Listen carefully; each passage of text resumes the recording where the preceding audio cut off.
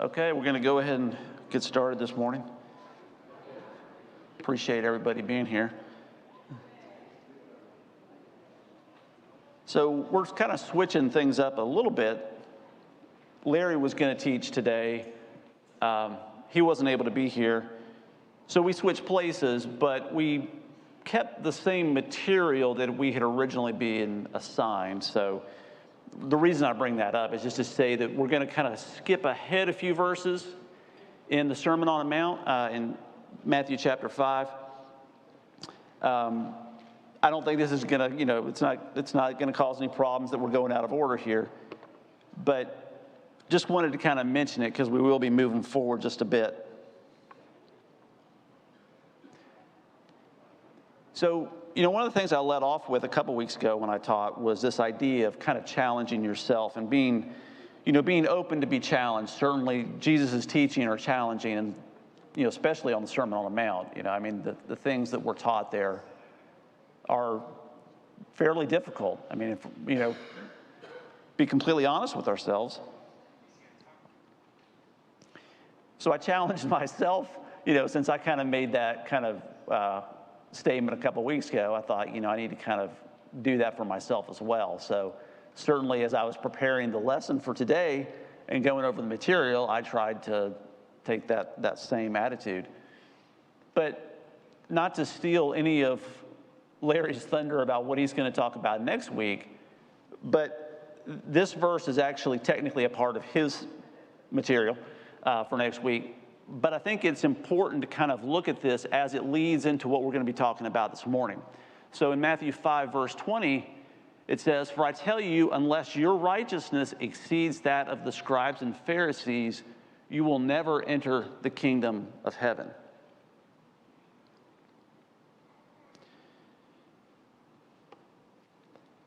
So I think it's important to kind of read this as we go into this next set of material, because what we're going to see here is that Jesus, I think, is making this contrast, between what Larry will talk about next week about the law and the prophets.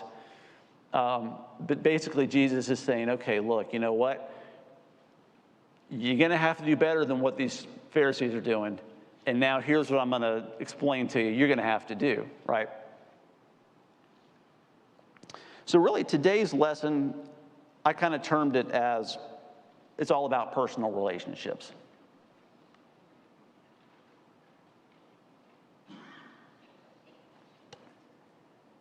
So this is kind of an idea of what we're going to be looking at today. We've got anger, which is in Matthew 5, 21 through 26. We've got lust, which is verses 27 through 30. Divorce, 31 through 32, oaths, 33 through 37, retaliation, 38 through 42, and then love your enemies, 43 through 48. So basically Matthew 5, 21, all the way through the end of the chapter, verse 48. Just a little bit of light material. No problem teaching this in 45-ish minutes, maybe not that long. Probably won't take me that long, so maybe we'll be getting out of here early. I don't know. Obviously, though, in all seriousness, we could spend a lot of time on all of these topics, and all I'm going to be doing here is going through these at a fairly high level, as you can imagine, trying to fit this into the time we have allotted to us. And I will say, as I go into this, that I would feel a hypocrite if I, in some way, by teaching this lesson today, made anybody here think that these are things that I have figured out. The teachings that Jesus talks about here that we're going to go over, I struggle with every day of my life. So just because I'm up here today teaching, again, I would feel like a hypocrite if I didn't kind of make this disclaimer that these are things that I struggle with. I don't have this all figured out. I'm going to guess maybe I'm in good company, but maybe you guys have it figured out better than I do. But I just felt like I had to make that disclaimer because, when I get up here, the last thing I want to do is give the idea that I'm that I got this stuff all figured out. It's a daily challenge. So let's go ahead and take a look at the first section that we're going to talk about, which is really about anger. So we're going to be reading from verses 21 through 26. So if you've heard it said to those of old, and by the way, I'll kind of stop at that for a moment. We're going to see this, I think, maybe not the exact wording, but I think the kind of similar phrasing here that Jesus uses in each one of these sections that he talks about is he makes the statement about, you've heard that it was said, right? And I think maybe what's kind of interesting about that as we go through these, we might touch on this a little bit more. I don't think what Jesus is doing here is saying, yeah, you know the law. Here's what the law says, but I'm going to give you a better version of the law, or I'm going to correct the law. The law didn't have this right. I'm going to correct it. I don't think that's what Jesus is saying. I think what he's saying is that over time, the Jews and the Pharisees had kind of developed what they had taken as the law that was given to them and had morphed this, changed it, added their own traditions, made it very challenging to say the least, but also really kind of glossed over some of the law and kind of was like, yeah, we don't really like that part of it. We're kind of going to maybe explain that away, in a manner of speaking, right? So I think when Jesus uses this phrase, you've heard that it was said, or however he says it in the next passages that we'll see here, I really think what he's addressing is not what the law said, but how they had interpreted it and how they were actively practicing it here in the first century. So let's go ahead and continue reading. So if you've heard that it was said to those of old, you shall not murder. Whoever murders will be liable of judgment. But I say to you that everyone who is angry with his brother will be liable to judgment. Whoever insults his brother will be liable to the council. Whoever says, you fool, will be liable to the hell of fire. So if you are offering your gift at the altar, and there remember that your brother has something against you, leave your gift, go to the altar.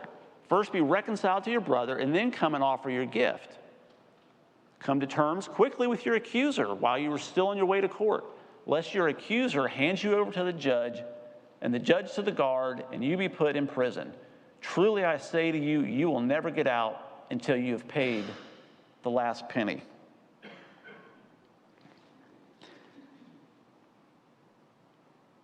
All right, so let's dive into anger. I don't know about you, but I feel like there is just an epidemic of this in our country, specifically anger. It seems like you can turn on the news every day and you're going to have some story where somebody's on a flight and they get completely just, to me, it's almost like they just go nuts. It could be over something simple about, they couldn't fit their bag in the overhead and the flight attendant was having to, correct something they were doing wrong. Or, it could be anything like that. And it's just, you see these cases where these people just absolutely, it's like they've lost their mind. They just go nuts. And, I don't know. I mean, certainly we now live in a society with the media that we have, with the news. And I'm not knocking the media for this. But, everybody's got their cell phone and a camera. They can record anything that happens. That can then get posted on social media. So I think there is something to the idea that we see these things more frequently now just because of technology. But I don't believe that's it completely, right? That might be a part of it. But I really think that we do have an epidemic of this in our country. And you don't have to turn on the news, and it seems like every day there's a new shooting in, Tennessee or really anywhere in our country. And I think part of that has to do with pandemic. A lot of that. I think we're still recovering from that and some of the impacts from that. But it's amazing to me. Road rage, everything like that. It just seems to be so prevalent these days in our country. And at its core, really, what is anger? I thought, really to me, anger is really, I would boil it down to selfishness, right? Meaning that I want things my way, and that's the way it's going to be. And if things don't go my way, now, average functioning adult would go, well, if things don't go my way, okay, I might get a little upset about it, but that's all right. I'm going to, I'm going to keep my cool. I'm going to be fine. But it seems like that, today now people can't deal with that. It's all about if things don't go their way. It's all about them, that they just go crazy.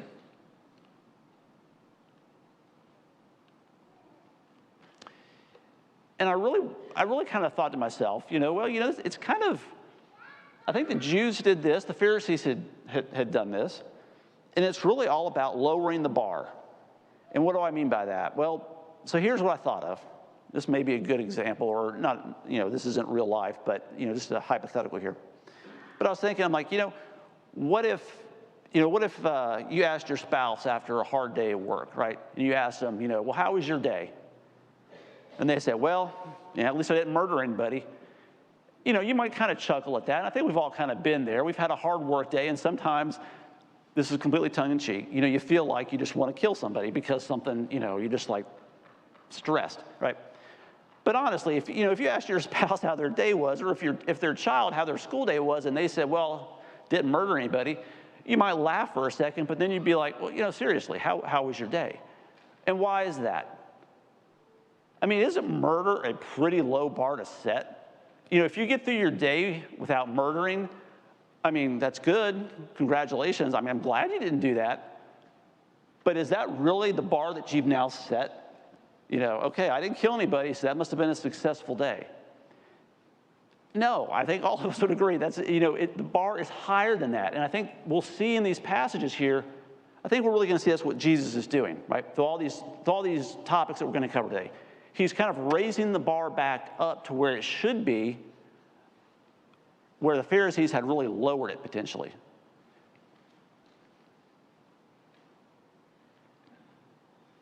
And it really comes down to, God is interested in the heart and what's inside of us.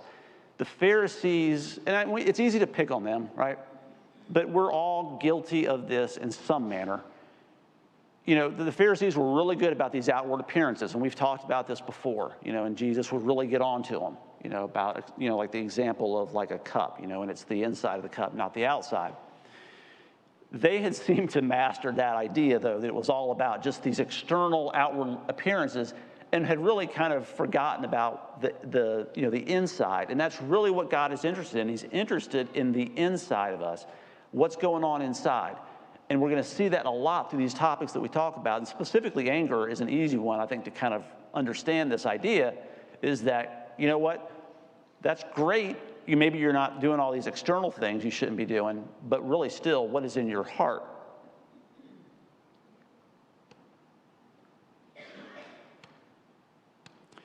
And in this passage we had here is the passage about Jesus talking about, don't call anyone a fool. And I don't know about you, maybe this was just me growing up, I don't know, but, for me, I used to have that belief that, literally when Jesus said, don't call anybody a fool because you're in danger of the fire of hell. Literally that was, well, don't use the word fool. Never call anybody a fool. Now, maybe you could say that person was acting foolish. Maybe that would be okay, but never call somebody, you're a fool, right? That was just something you did not do. And I don't know if that was, anybody else grew up that way. Maybe that was just me. I don't know. My dad's here. I don't know if my dad ever taught me that, or if that was just some perception, that I gathered, by reading Jesus' words here, that I took it very literally, just did not say fool. But that's something, full confession. This is something that I struggle with a lot. Not, I don't go around calling people a fool. But do I call people other names? Do I call people, man, that person's an idiot? Or what a moron? Or maybe, a little bit nicer, that person's not the sharpest tool in the shed. Or, if you want to kind of get more into the southern aspects of it, you can say, well, bless their heart. And what's the intent of all those phrases? I mean, the intent is really to knock somebody down, right? And there was some debate, or some of the commentators that would talk about the word fool here, which I believe is raka in Greek. And I didn't go down the rabbit hole of trying to figure out some of these details around that. But, some would say that, well, a fool was really somebody that, it wasn't just an empty-headed person. It was somebody that had rejected God. And we read in the Old Testament about how, a fool says there is no God in his heart, right? Kind of that idea that this is somebody that, a fool is really somebody that had rejected God's word, maybe had gone and, committed some serious crimes and things like that. It wasn't just a dim-witted person, right? And maybe that's true. I'm not an expert in Greek. I will confess that. But I just don't get the feeling that that's what Jesus is really talking about, that it's like, well, because, case in point is what they would say is that, well, because this is really somebody that had rejected God, the only person that could use the word fool would be somebody like Jesus, who had a perfect understanding of what was in that person's heart. So only Jesus could call somebody a fool. And Jesus uses this phrase throughout his teaching, by the way. But he could use it because he had a perfect knowledge of that person. And we can't say that because we don't have a perfect knowledge of what's in someone's heart. I read that verse when I was 11 years old. And to this day, like you, it's resonated with me. I don't ever, and I hear somebody else doing it, I'm like, oh my goodness. That's the way I am. So I'm not the only one then. No, you're not. Okay. But I am guilty of saying other things that, I don't know. Again, I'm not a Greek expert. Is there more to that word than just somebody that's empty-headed? Maybe so. But I still think the point would be, we need to change our attitude internally, right? Again, setting the bar of not murdering is very low. We need to raise that bar. And, everything starts within the heart.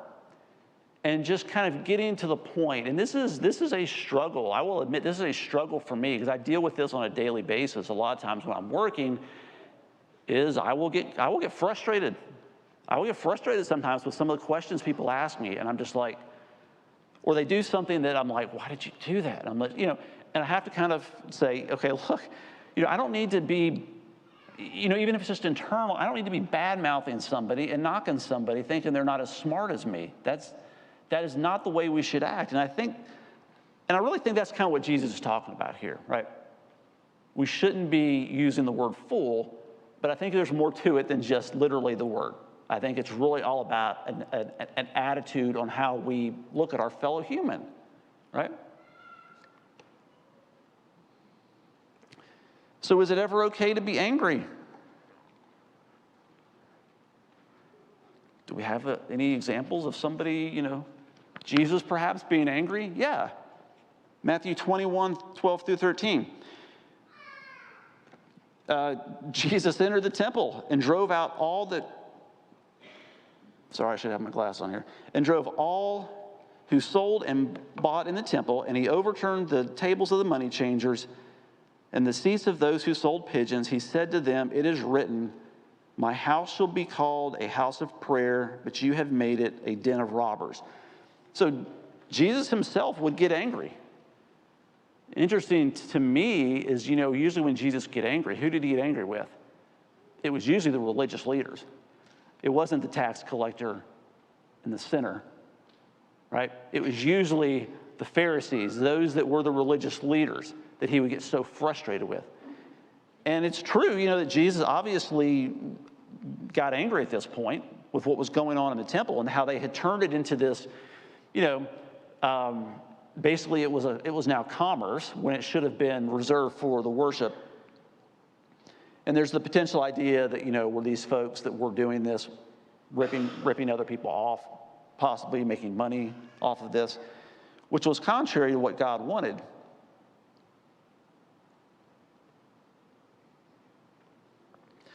So I did read somewhere where they were somebody was making this point about maybe the difference between a righteous and a selfish anger. And obviously what Jesus had here was a righteous anger, right? He saw something that was being done against God's word, God's intent. He got angry with it. Now, I think we could go into a whole lesson on this about how Jesus handled that and the approach that he took. certainly the point is that he got anger. So, some people would make the point, well, is it okay then for us to have an anger, not if it's based in selfishness, but if it's based in righteousness? We see something that goes on contrary to God's word, and it's okay for us to have a righteous anger in that situation. I'm going to confess I'm a little uncomfortable with that. Not that we shouldn't be disturbed or concerned about things that we see going on in our world that's contrary to God's word. But I think we got to be real careful about saying it's okay to have a righteous anger because we perceive something's being done wrong. And I don't know that there's an easy answer to that. If it's completely black and white, it probably isn't. I would just maybe say that, we need to be a little bit cautious about thinking that it's okay to have a righteous anger and do things that, again, are going to kind of bring, or going to be contrary to God's word, but we think that we're doing it in defense of God's word.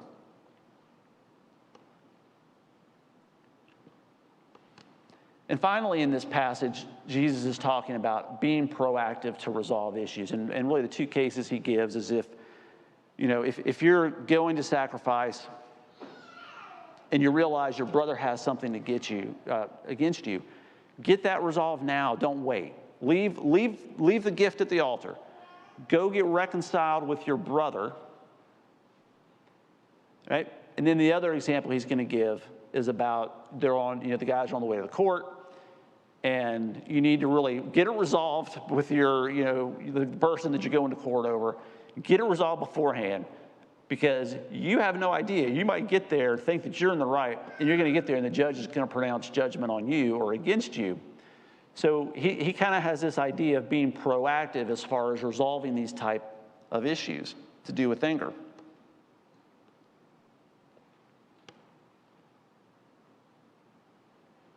All right, so let's jump into the next section, 27 through 30, where we're going to be talking about lust and adultery. So if you've heard that it was said, again, there's that phrase, you shall not commit adultery. But I say to you that everyone who looks at a woman with lustful intent has already committed adultery with her in his heart. If your right eye causes you to sin, tear it out and throw it away. For it's better for you to lose one of your members than for your whole body to be thrown into hell. And if your right hand causes you to sin, cut it off and throw it away. For it's better that you lose one of your members than your whole body to go into hell. All right, so that's pretty serious, right? I mean, if you take Jesus literally for what he's saying here, it's basically you're better off maiming yourself if that's what it's going to take for you to not get into this idea of lust, right? To save yourself from hell. So it made me think, well, when we talk about lust, what it is and what it isn't. And as I thought through that, I thought, what it isn't, we're not talking about the normal attraction between a man and a woman, right? I don't think there's anything wrong with that. I'll embarrass my wife here, Kelly. We were on our way back from Chattanooga yesterday visiting our daughter, Sarah, and I was letting Kelly drive on the way back so I could kind of go over some of this lesson and kind of get it refreshed in my mind before this morning. And I don't know, we were kind of talking about when we first met. Yeah, I can see she's laughing now, but when we first met, we met in college, right? So we were talking about there was a physical attraction between us. I mean, we both had noticed each other in college. And a friend of ours kind of, I think got tired of us kind of looking across the cafeteria at Lipscomb and finally said, okay, I'm going to get you guys introduced. He introduced us, right? But there was a physical attraction between us. And I don't think that's what we're talking about here when we're talking about lust. Just noticing that somebody from the opposite sex is attractive is not necessarily lust. That's normal, I believe. So what is lust? Well, I think if you look at what Jesus said, look at the wording of it, it says, looks at a woman with lustful intent, right? So it's like the desire here is a deliberate act in order to satisfy some type of sexual desire. You know, maybe sometimes you've heard it mentioned, like, you know, it's the second look. You know, kind of being humorous, I guess, here a bit. That's what's lust, right? And I don't know, maybe so. But certainly I think there is that idea. It's okay to have attraction for the opposite sex. We're made that way. To notice someone from the opposite sex, we're made that way. But if you're going almost, I would say, out of your way or deliberately looking upon that person in order to satisfy some type of sexual desire that you have, I think that's where you've crossed the line, right? That's when you've gotten, I think, into what Jesus is talking about here.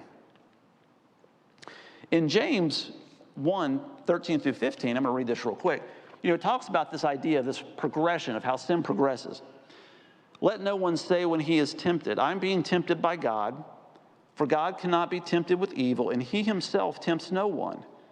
But each person is tempted when he is lured and enticed by his own desire. Then desire, when it's conceived, gives birth to sin, and sin, when it is fully grown, brings forth death. So a very famous passage about how that progression goes into sin. So you go from that temptation, and it's not from God. It's basically we're kind of giving into our own desires. That progresses into sin, which ultimately leads to death. So I think that's what Jesus is kind of talking about here. You've kind of, you know, we're talking about lust. It's like you've given into that desire, right? And you've now gone beyond that, and you're falling now into sin and ultimately death. And there was really a couple of contrasting examples, I thought, to kind of maybe bring this home a bit. And the ones I thought of were David and Bathsheba, and then Joseph and Potiphar's wife. And if you look at those, you look at David, and the story there is hopefully I get this right, is that, you know, it was that time of year when the kings are supposed to be off fighting wars. But David had stayed back in Jerusalem. And, you know, some people were saying that, you know, David had maybe gotten kind of soft or complacent. He thought that this battle that they were going to fight was a shoo-in. You know, there's no going to be no problem. He didn't need to go out into the field with the army. So he stays back in Jerusalem. He sees Bathsheba, right? Now, you know, without getting, you know, too inappropriate here, I don't know what David could see at that point. How far of a distance was this? But obviously David noticed her and was attracted to her. At that point, had it entered into the lust category? I don't know. Probably doesn't matter. But, you know, what really strikes me about this story is, you know, David notices her, and maybe at this point that's not the problem. He inquires about her, right? And, you know, if Bathsheba had been unmarried and willing, and, you know, David certainly could have taken her as a wife, but what happens? He finds out that she's married, right? So regardless of what's going on to this point, whether, you know, David had lusted after Bathsheba at that point, you know, at this point he knows she's married, and yet he continues to move forward with this, right? And we know what happens. And it's that kind of, to me, it's that idea of that progression of sin possibly that James is talking about. David had many opportunities along that way to stop it, and yet he didn't. And if you contrast that with how Joseph reacts when Potiphar's wife comes on to him, right? So we're told that Joseph was an attractive man. You know, I don't know what Potiphar's wife looked like, and that doesn't really matter. But, you know, she was after Joseph. And it was a constant, continual, you know, and he continually rejects her advances. And it says, Joseph's reaction was, how then can I do this great wickedness and sin against God? And we know ultimately what happens, right? Ultimately, she does not stop persisting, and Joseph has to flee, and she makes up the story about how that he was like trying to, come on to her, and he gets thrown into prison. But I'm kind of struck by those two examples about how David just kind of seemed to just kind of willingness, just kind of slowly let this sin progress with Bathsheba, right? And how Joseph, how strongly he stood up to Potiphar's wife and would have nothing to do with this.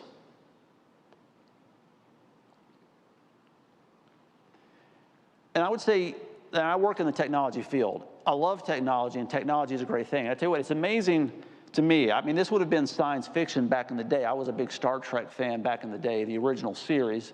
Now, it was on after school in reruns. But, you know, I think to myself sometimes my phone and how some of the things I saw in Star Trek as a kid, you know, the communicator where you could call anybody, you know, even things like being able to translate language. It's amazing the abilities that we have in these phones. By connecting up to the internet with this, I can pretty much have almost the sum of the entire knowledge of humanity at my fingertips. Do a Google search, and I can find almost anything. And it's great. I can use it for a lesson like this, right? I can use it for all sorts of things. But technology is definitely a double-edged sword, right? And here's what I mean by that, if it's not apparent yet.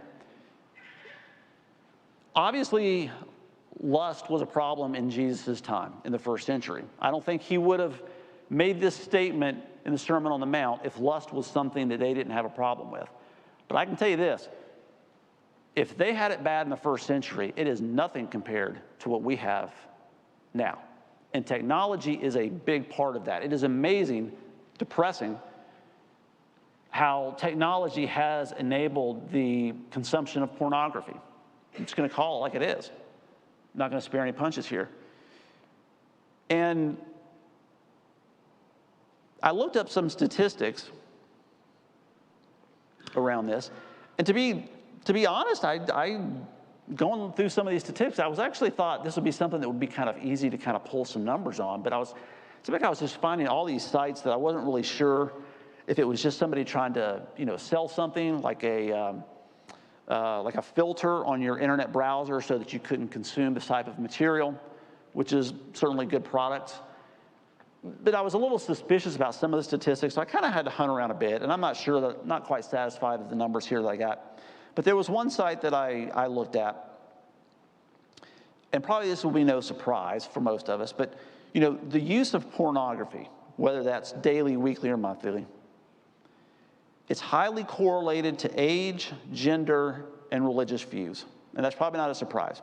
So for example, twice as many male teens use porn than female teens. Now, as you get older, it's kind of interesting, as you get older, over the 25 age group that is, that disparity gets a little bit even larger. Men are 4 times more likely to consume pornography than females.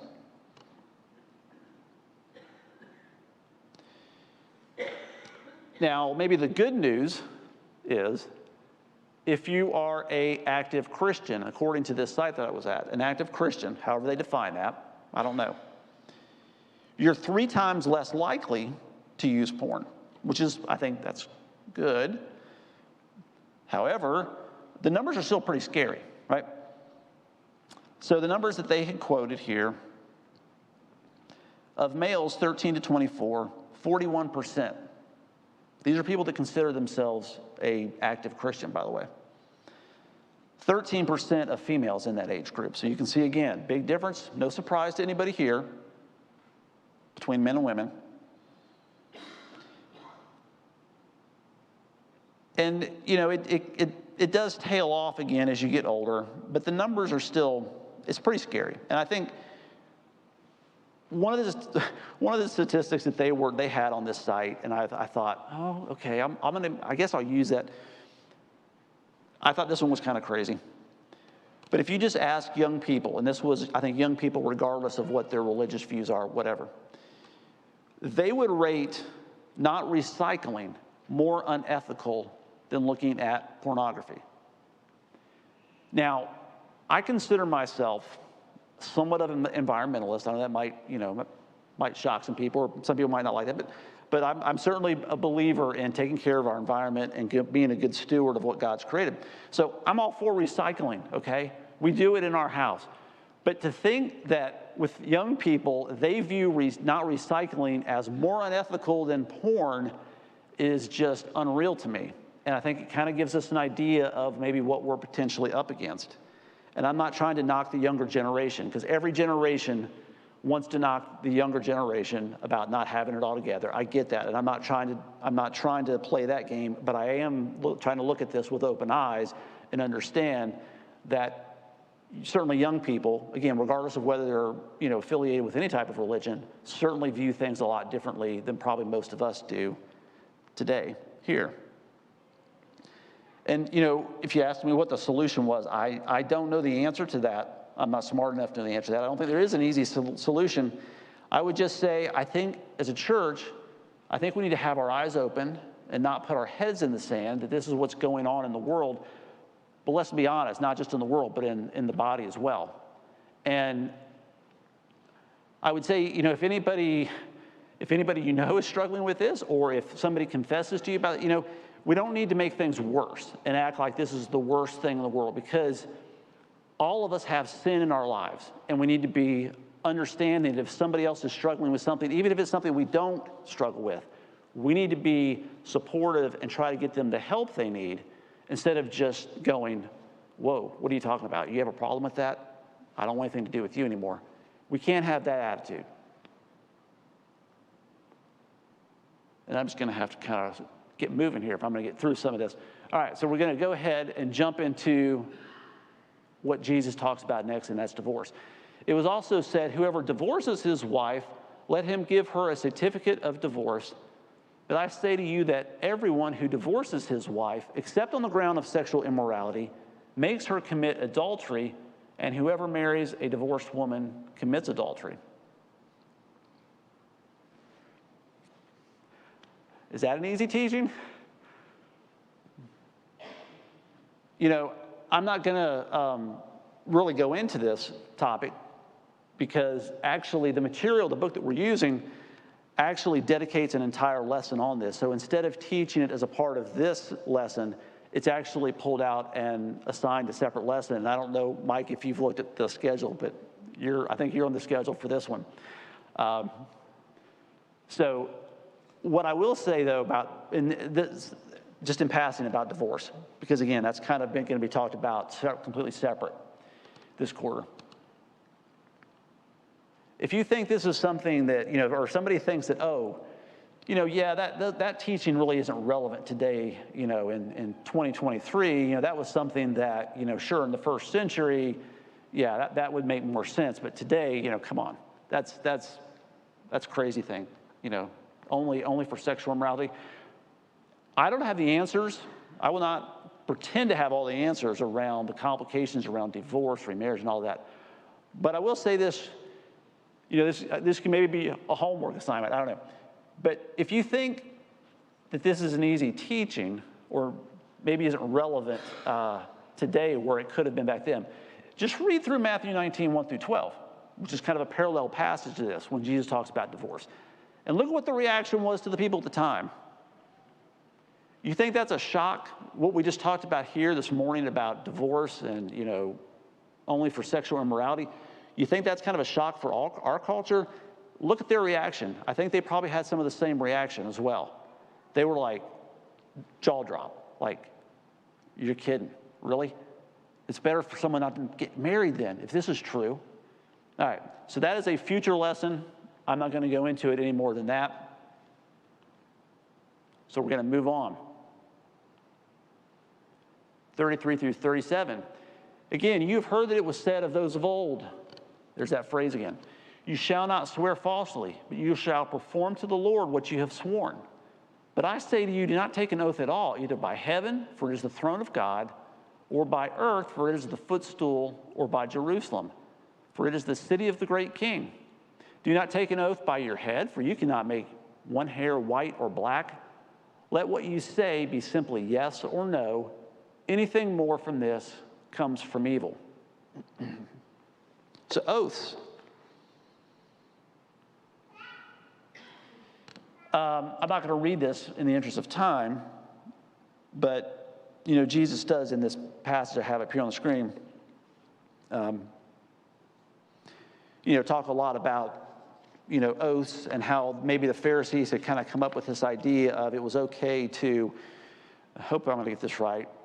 I guess if you swore by the temple, maybe that was kind of the equivalent to having your fingers crossed if you were a kid, like, I really don't have to keep that. But if I swear by the gold of the temple, now wait a minute, now that I got to keep, right? So there's kind of this reaction, I think, here that Jesus is teaching. Is kind of it's about that whole idea of, when is it okay to be truthful versus not truthful? So, to be honest, this phrase I have here on the screen, I thought of this before, long before I ever was putting this lesson together. But this is just to maybe make an analogy. I've caught myself on phone calls at work, and I will use this phrase before I launch into something as far as like what I'm going to say. So maybe somebody's asking me a question. Maybe my boss or somebody else asked me a question about what I think about, implementing, something or this approach to doing that. And I'll go through this. Well, to be honest, and then I go into what I think. Now, is there anything wrong with that? No. Is it almost kind of a throwaway phrase maybe that I'm using? I don't know. But, when I'm listening in or I'm on some of these calls and I kind of hear myself say that, I kind of go, what am I saying? Am I implying that what I'm saying now, well, to be honest, that other times I'm not being honest? That's not my intent. But I can see where, in some manner of speaking, I think to myself, why am I even saying that phrase? Now, is there anything wrong with it? No. I think it's just kind of a phrase that I'm using. A lot of times I think where I use that is maybe I feel like I'm having to deliver not necessarily uncomfortable news to that person, but maybe something that they don't want to hear. Maybe I don't agree with what their approach is when we're talking about some problem at work. So I'll kind of couch it in that, well, okay, to be honest, here's what I think, because I know they're not necessarily going to like what I'm about to say. But it is kind of a funny thing when I started thinking to myself, I'm like, why am I even saying this? It almost does sound like I'm implying that other times when I'm saying things at work on a call, I'm not being honest.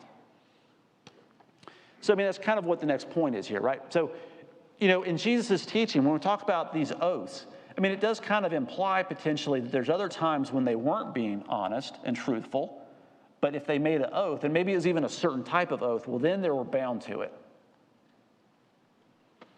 Now, maybe a natural question is, that we might have is, okay, well, what about having to say an oath in court? Because Jesus says basically, don't use any oaths, just say yes or no. Well, what about an oath in court? Now, I've been on jury, I think, 3 times in my life. And from what I remember is I have to go in there the first day when they're, even the jury selection, you kind of have to basically make an oath to say, yeah, whatever I say here is going to be truthful.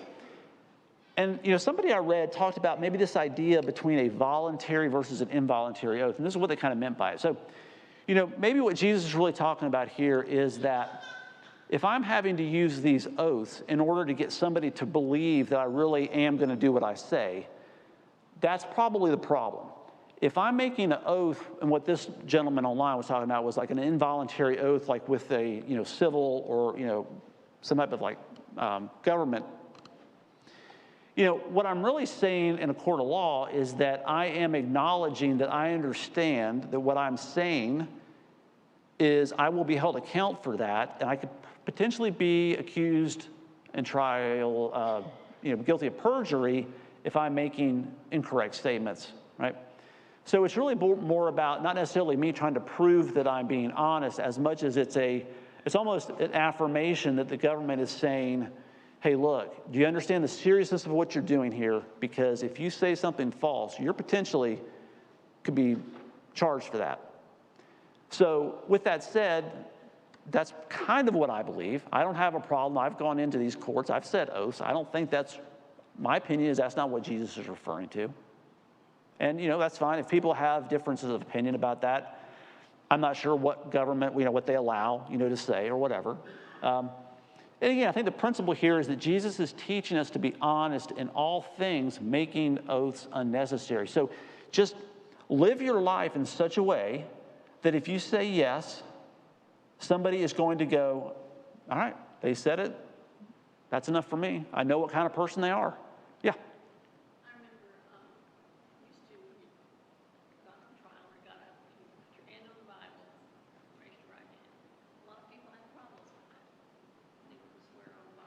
Yeah. And now they say you swear or affirm. Yes. Right. They've changed the wording of it. That's right. Yep. Yep. Exactly. Okay. Bell has rung, and we still got 2 topics to cover. Easy topics, by the way: retaliation and loving your enemy. So retaliation. You've heard it said, an eye for an eye, a tooth for a tooth. But I say to you, do not resist the one who is evil. If anyone slaps you on the right cheek, turn to him the other. If anyone sues you, take off your tunic and let him have it. If anyone forces you to go a mile, go 2 miles. Give to the one who begs from you, and do not refuse the one who would borrow from you. So if you look at what the law says, it's interesting, when it talks about kind of that eye for an eye.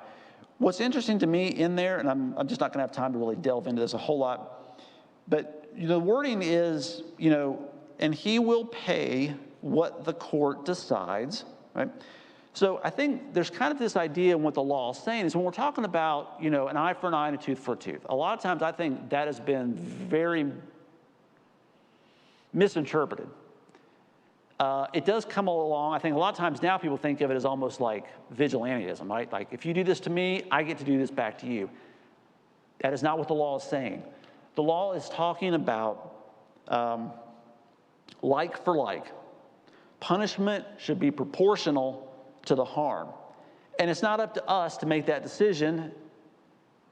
Even in the law, it was up to the authorities, the ones that were the judges, the ones that had put into that authority to make the decision. My understanding of the law was not that I had the right to take out vengeance on somebody because they did something to me, right? I couldn't do that myself. So I think what Jesus is really talking about is vigilantism. And there's some ideas that the Pharisees had maybe corrupted this to thinking that they could apply this in their own personal relationships, meaning, I could trying to think what we would say today maybe, but I'm going to get them for what they did to me, right? I'm going to go and I'm going to take care of this myself, right? I don't have to worry about going through the authorities or anything else. I'm going to go do it myself. And, we can really, really go down the rabbit hole with some of this, because Jesus actually says, when I ask here in this slide, is it wrong to resist evil? Because Jesus says, do not resist the one who is evil. And we can go into a long discussion around, well, what does that mean? Are we allowed to resist evil? And people can take this, over the years, they've taken some of this teaching and applied it into maybe Christians should be pacifists, not serve in the military. I respect somebody that has that opinion. When I was younger, maybe idealistic, I probably kind of believed some of that. I really don't. Maybe I've gotten old and cynical. I hope that's not the reason why. But I don't really think that's what Jesus is talking about. I really think what we're talking about is personal relationships, and I think maybe relating this back to the Beatitude on mercy and about showing mercy. And the core, I think, is that, when we talk about retaliation, it really is about, showing mercy to somebody. Somebody does something against us, just maybe being the type of person that can say, you know what, I don't feel the need to try to get back at them. I'm just going to turn the other cheek and move on with my life. It's not, there are things, I think, where we have to resist evil, but we need to be people that are just not easily offended and that can apply mercy to others when they do things wrong to us and not feel like we have to retaliate. All right, which pretty much means love your enemies. We're really not going to have any time to really speak on this. I think real quick, though, I would just say, when we talk about love your enemies, because Jesus says, even the tax collectors and the Gentiles, love those who love them, right? And it's this idea that we need to be distinct from the world. So the world's logic is if somebody's good to you, you be good to them. If they're bad to you, you be bad to them, right? Retaliate against them, whatever it might be. Obviously, we're called to a higher standard. Again, Jesus, through all of these passages, is having us raise the bar into back to what Jesus, or actually God, really intended for our lives versus what kind of had happened with the law and how the Pharisees and the Jews over time, again, not to pick on them because we're as guilty as this, I think, as anybody, of lowering that standard down so far. Okay, well, that is it for me. Out of time. Appreciate your time this morning.